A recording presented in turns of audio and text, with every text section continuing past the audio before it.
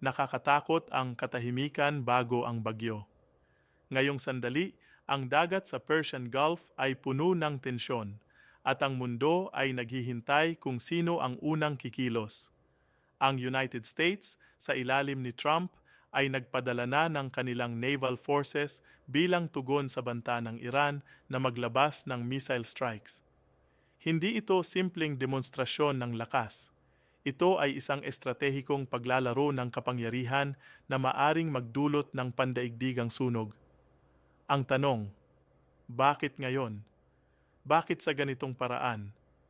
Ang sagot ay makikita sa ekonomiya, sa kontrol ng oil supply, at sa komplikadong alitan ng Middle East na tumatagal na ng mga dekada. Ang bawat barko na ipinapadala sa Gulf ay hindi lamang simbolo. Ito ay isang babala, isang linya sa buhangin na kapag natapakan, walang baliktanaw.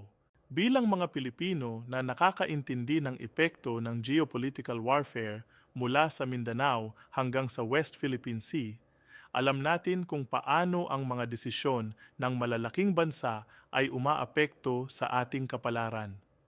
Kaya naman kailangan nating maintindihan ano ba talaga ang nangyayari, sino ang mananalo, at higit sa lahat, tayo ba ay ligtas o tayo rin ay madadamay sa darating na delubyo?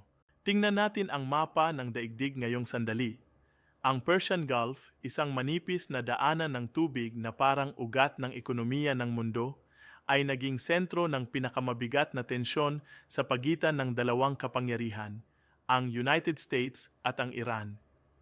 Hindi ito bagong kwento, hindi ito biglang nangyari. Ang galit na ito ay resulta ng mahabang kasaysayan ng pagkakagalit, ng mga kasunduang nasira, ng mga banta at ng mga aksyon na hindi na maaring bawiin. Pero ngayon, sa ilalim ng pamumuno ni Donald Trump, ang sitwasyon ay umabot na sa puntong delikado. Isang maling galaw lang, isang maling salita lang, at ang buong rehiyon ay maaaring sumiklab sa apoy ng digmaan. Nagsimula ang lahat sa desisyon ni Trump noong nakaraang administrasyon na lumabas sa Iran Nuclear Deal, ang tinatawag na Joint Comprehensive Plan of Action o JCPOA. Ang kasunduang iyon ay nilikha upang limitahan ang nuclear program ng Iran kapalit ng pagbubukas ng ekonomiya nila sa pandaigdigang merkado. Pero para kay Trump, ang deal na iyon ay isang malaking pagkakamali ng Estados Unidos. Sinabi niya na hindi sapat ang mga patakaran, na ang Iran ay patuloy na nagde-develop ng kanilang missile technology at na ang pera na dumadaloy sa Iran ay ginagamit para suportahan ang terorismo sa buong Middle East. Kaya noong 2018, inanunsyo ni Trump ang pag-withdraw ng Amerika sa kasunduan at muling ipinataw ang mga sanctions, mga parusang pang-ekonomiya na sumira sa buhay ng mga Iranian citizen pero hindi sumuko ang gobyerno ng Iran.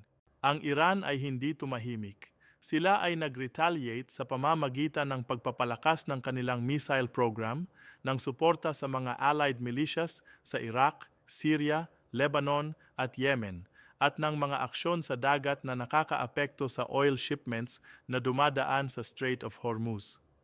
Isipin mo, halos 30% ng oil supply ng buong mundo ay dumadaan sa daanang iyan.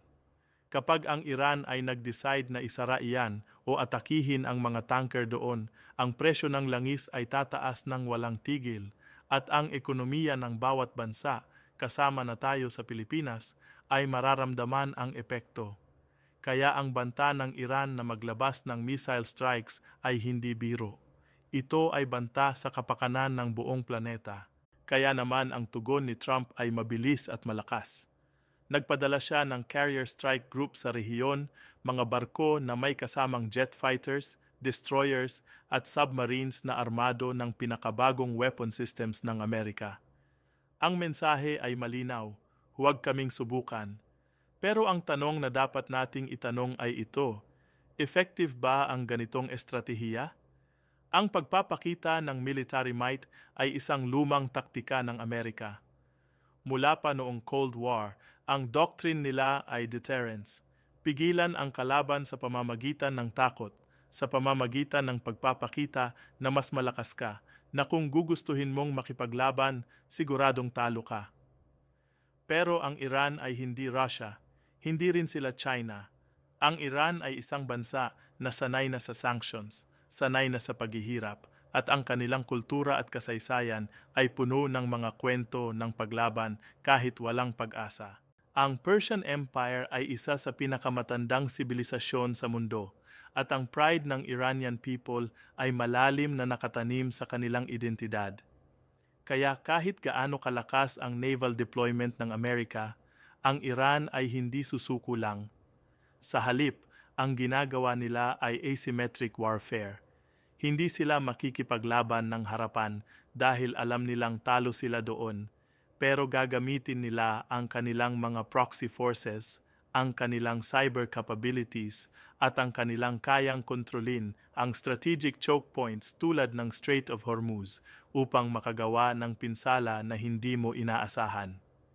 Tingnan mo ang nangyari noong nakaraang taon, ang mga atake sa oil facilities sa Saudi Arabia na pinagbintangan sa Iran. Walang direktang giyera, pero ang impact sa global oil market ay napakalaki. Ganyan ang laro ng Iran. Hindi nila kailangan ng all-out war para makagawa ng chaos. At dito papasok ang mas malalim na layer ng sitwasyon. Ang krisis na ito ay hindi lang tungkol sa dalawang bansa. Ang buong Middle East ay sangkot dito. Ang Saudi Arabia, ang United Arab Emirates, ang Israel, lahat ng mga ito ay allies ng Amerika at lahat sila ay may sariling dahilan para katakutan ang Iran. Ang Saudi at Iran ay magkaaway dahil sa sectarian divide, ang Sunni versus Shia Islam, at ang kompetisyon nila para sa influence sa rehiyon ay lumalala taon-taon. Ang Israel naman ay nakikita ang nuclear program ng Iran bilang existential threat, isang banta sa kanilang survival bilang bansa. Kaya kung sakaling may mangyaring military confrontation sa pagitan ng US at Iran, siguradong lahat ng mga bansang ito ay madamay, at ang giyera ay hindi magiging limited sa dalawang bansa lang. Magiging regional war iyan, at ang casualties, ang destruction, ang humanitarian crisis, hindi mo maiisip kung gaano kalaki. Pero bakit ba dapat tayong mag-alala dito sa Pilipinas? Parang malayo naman tayo sa Middle East, parang wala tayong kinalaman sa tensyon na iyan. Pero ang totoo, tayo ay direktang apektado. Una, ang presyo ng langis. Kapag tumaas ang oil prices dahil sa giyera sa Gulf, ang ating kuryente, ang ating transportation, ang presyo ng bilihin, lahat iyan tataas. Ang inflation ay tataas at ang mahihirap na pamilya ang unang masasaktan. Pangalawa, ang ating mga kababayan sa Middle East. May mahigit 2 milyong overseas Filipino workers sa rehiyon na iyan, marami sa Saudi Arabia, UAE, Qatar, Kuwait. Kapag sumiklab ang giyera, ang buhay nila ay nasa panganib at ang repatriation efforts ay magiging napakahirap at napakamahal. Pangatlo, ang geopolitical balance. Ang Pilipinas ay ally ng United States at kahit hindi tayo direktang involved sa conflict, ang ating strategic position sa Southeast Asia at sa West Philippine Sea ay ginagawang importante tayo sa mas malaking larong geopolitical. Kung ang Amerika ay abala sa Middle East, sino ang magbantay sa ating bakuran? Sino ang tutulong sa atin kung ang China ay gumawa ng mas agresibong kilos sa ating teritoryo? Kaya ang US-Iran crisis na ito ay hindi lamang international news na pinapanood natin sa TV. Ito ay isang realidad na may direktang epekto sa ating buhay, sa ating ekonomiya, sa ating seguridad.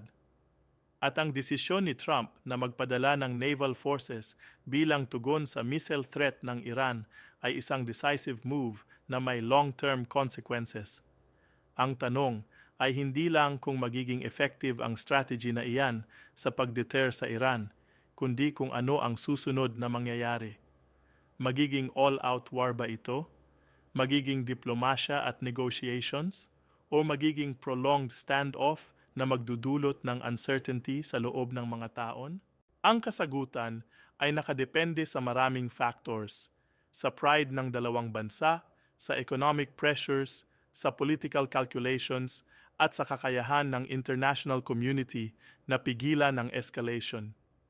Pero ang isang bagay na sigurado, ang mundo ay nasa crossroads at ang mga desisyon na ginagawa ngayon ng mga leader ay magdidikta kung saan tayo pupunta.